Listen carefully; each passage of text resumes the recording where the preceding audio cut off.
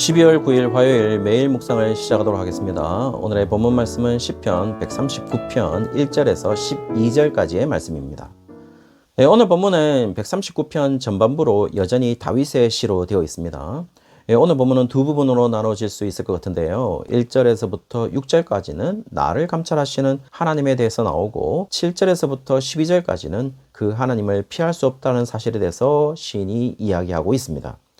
그렇다면 먼저 첫 번째 부분으로 나를 감찰하시는 하나님에 대해서 한번 살펴보시면 1절에 주께서 나를 살펴보셨다고 이야기하고 있습니다. 그리고 그렇게 살펴보셨기 때문에 나를 아신다고 이야기하고 있어요. 여기에서 나를 살펴보았다고 하셨을 때 살펴보다라는 단어는 하카르라는 단어로 치밀하게 조사하다, 탐지하다, 시험해보다, 꿰뚫다라는 의미를 가지고 있습니다. 어떻게 보면 마치 정탐을 하듯 자세하게 나를 살펴보시는 하나님을 이야기하고 있는 것이겠죠.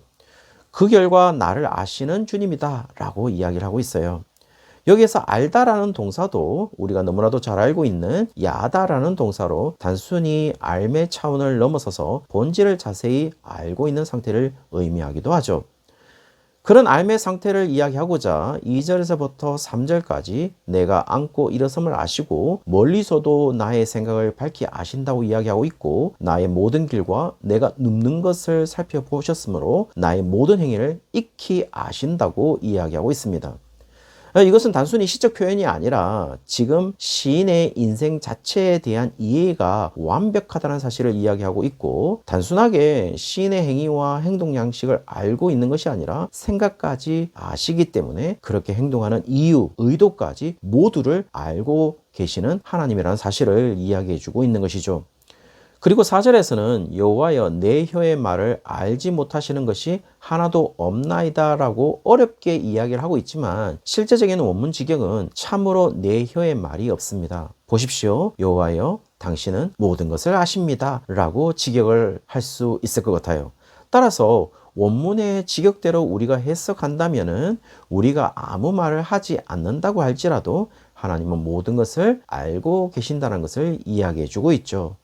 따라서 이 의미는 사실 두 가지가 있겠죠. 첫째, 자신의 의도를 거짓되이 말한다고 하더라도 하나님은 우리의 진짜 의도를 알고 계신다는 것이고, 둘째는 설령 우리가 우리의 의도를 감추고 말하지 않는다고 하더라도 하나님은 우리의 진짜 의도를 알고 계신다는 것을 이야기하고 있습니다. 5절에서는 하나님이 나의 앞뒤를 둘러싸고 계신다고 이야기하면서 그런 나를 안수하셨다고 이야기하고 있습니다. 사실 하나님이 나의 앞뒤를 둘러싸고 계신다는 의미는 우리를 중심으로 하나님이 요새화한 모양을 하고 있다라는 것으로 이해될 수 있을 것 같기는 해요. 하나님이 나를 요새처럼 포위한 모양을 이야기하고 있는 것이니까요. 그리고 난 다음에 그런 내게 안수하셨다고 이야기할 때 이 안수하다는 의미는 두 단어로 형성이 되는데요. 쉬트라는 동사와 카프라는 명사로 되어 있는데요. 쉬트는 놓다, 세우다, 두다, 배치하다, 고정시키다라는 의미이고 카프는 오목한 손, 손바닥 한가운데라는 의미를 가지고 있습니다. 따라서 지금 우리를 오목한 손 가운데 두었다라는 것을 의미하는 것이겠죠. 조금 쉽게 비유하자면 선홍공이 아무리 날뛰어도 부처님 손바닥에 있는 영화나 애니에서 확인할 수 있듯이 그런 모습을 묘사하는 것으로 보여요. 결국 지금 우리 인생 전체를 이야기했을 때 하나님의 손 위에 우리가 있다는 것을 이야기하는 것이겠죠. 여기에도 두 가지 의미를 이야기하는 것이겠죠. 첫 번째는 어떤 위대한 인생도 하나님 손 위에서 이루어지는 일이라는 것을 이야기하고 있고, 두 번째는 하나님이 자신의 손으로 우리를 요새화해서 우리를 지키시고 보호하시고 있다라는 것을 이야기하는 것일 수도 있을 것 같아요. 그러므로 하나님이 가지고 있는 우리에 대한 지식에 대해서 6절에 기이하다라고 이야기를 하고 있습니다. 여기서 기이하다라는 것은 파리라는 형용사로서 경탄할 만한, 이해할 수 없을 만큼 비상한, 놀라운이라는 의미로 영어 성경에서는 대부분 too wonderful이라고 표현을 했습니다. 사실은 나를 살펴보시는 분에 대한 놀라움을 표현하고 있습니다. 여기에서 하나님에 대한 정확한 신적 속성을 이야기하고 있는 것이기도 해요. 정확하게는요, 하나님이 인간을 파악하고 있는 것이지 인간이 하나님을 파악하고 아는 것이 성립되지 않는다라는 것을 이야기하고 있습니다. 당연합니다. 신이라는 것은 무한자이고 인간은 유한자이기에 철학에서 유한자가 무한자를 알 수 없는 것은 당연한 것이겠죠. 그러나 오늘 시인은 그런 무한자가 어떻게 유한자에게 오는지를 표현하고 있는 것이겠죠. 쉽게 이야기한다면 무한자인 신이 유한자에 대해서 알 필요가 없음에도 지금 하나님께서 자신의 백성을 살펴보신다는 것은 하나님이 자신의 백성에게 다가가셨다는 사실을 이야기하고 있는 것이겠죠. 그러므로 이제 시인은 자신의 신앙 고백을 하게 되는데요. 7절에 주로부터 숨을 곳이 없다라는 사실을 이야기하고 있어요. 첫 번째 부분에서 하나님이 자신의 백성들에게 다가오셔서 자신의 백성들을 살펴보시고 자신의 손안에 늘 두셨기 때문에 이제 하나님의 백성인 우리는 하나님으로부터 피할 길도 숨을 방법도 없다라는 사실을 이야기하면서 하나님으로부터 결코 분리되어 따로 존재할 수 없다는 사실을 이야기하고 있습니다. 오늘 본문의 표현을 빌린다면 하나님의 손에서 분리되어 살아갈 수 없는 존재라는 것을 이야기하고 있는 것이겠죠. 따라서 우리가 어디를 간다고 해도 그 어디를 8절에서는 하늘 위나 수월이라고 했고 9절에는 바다의 저 끝이라고 했고 11절에는 흑암이 나를 덮어서 나를 발견하지 못하게 만들어도 절대로 하나님의 손 안에서 나를 분리시키지 못한다는 사실을 이야기하고 있습니다. 그래서 10절에 주의 손이 나를 인도하시며 주의 오른손이 나를 붙드시리다 라고 고백을 하고 있는 것이겠죠.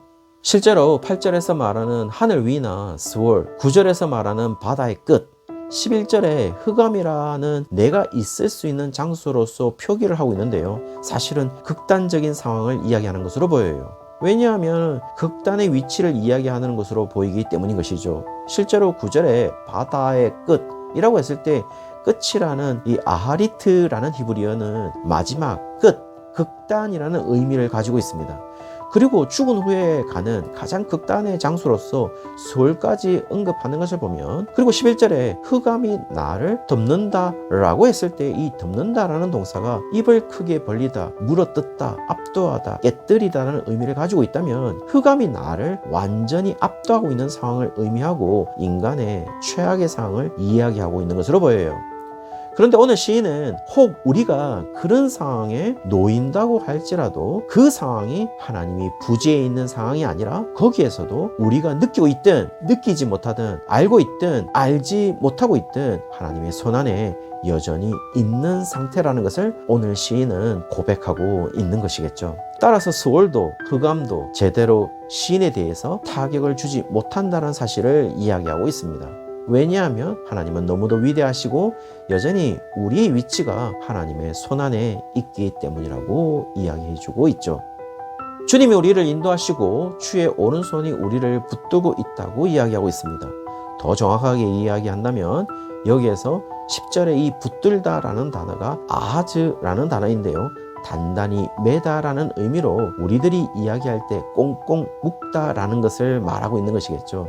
하나님이 그렇게 하시고 있다라는 것입니다. 저는 사실 저의 상황이 스월이고 흑암이라고 생각될 때도 너무나도 많았습니다.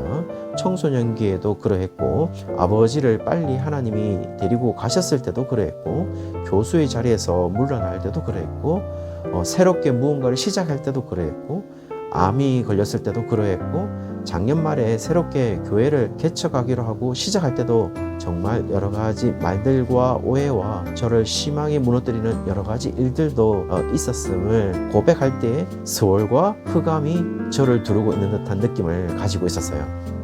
그런데 오늘 이 신의 음성이 다시 저를 일으켜 세우심을 느낍니다. 주의 손이 나를 인도하시며 주의 오른손이 나를 붙드시리다 라는 시인의 음성이 우리에게 울려 퍼지고 있는 것이죠.